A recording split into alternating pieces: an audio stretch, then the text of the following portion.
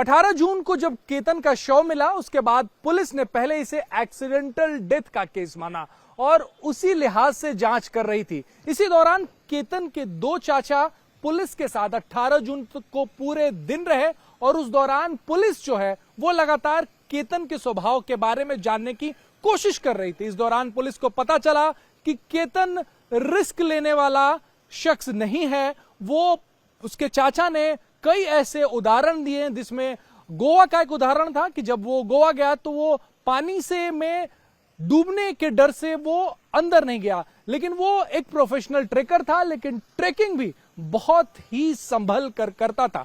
Police के दिमाग में केतन के स्वभाव को लेकर एक खाका बना कि वो रिस्क लेने वाला शख्स नहीं था।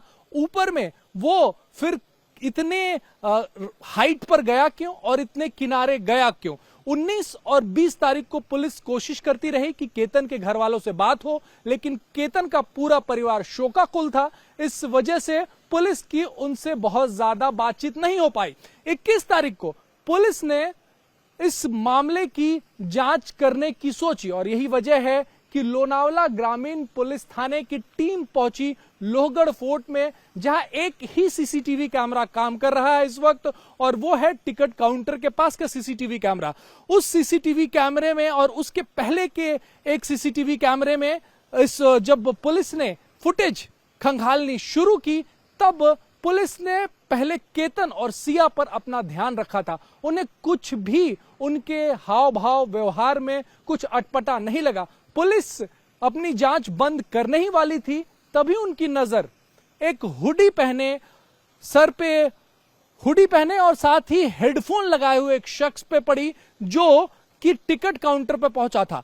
पुलिस को थोड़ा अटपटा लगा। पुलिस ने उस दिन का जब टेम्परेचर देखा तो 33 डिग्री टेम्परेचर उस दिन लोहगढ़ किले के आसपास था।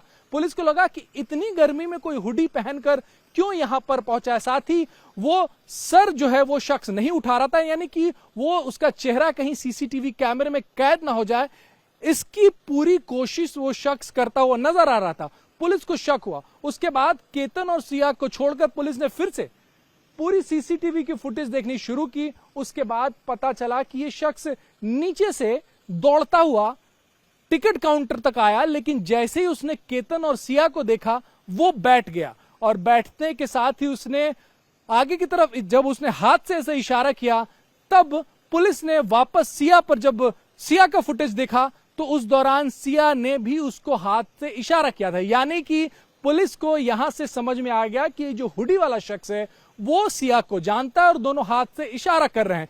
पुलिस ने फिर से सीसीटीवी देखा, तब पुलिस का ध्यान सिया के हाव भाव पर गया। पुलिस ने देखा कि सिया सीढ़ी से लेकर उस टिकट काउंटर पर लगातार पीछे देख रही थी, मानो वो ये देखने की कोशिश कर रही है कि वो जो शख्स है, हुडी पहने हुए जो शख्स है, वो पहुंचा या नहीं पहुंचा। और जैसे ही वो शख्स पहुंचता है दोनों के हाथ इशारे के लिए उठते हैं। पुलिस का शक यहां से गहराया। उसके बाद केतन और सिया उसी टिकट काउंटर पर रुके थे क्योंकि वहां पर पेमेंट में दिक्कत थी। ये जो शख्स था हुडी पहने वो बिना टिकट लिए हुए ऊपर चला गया।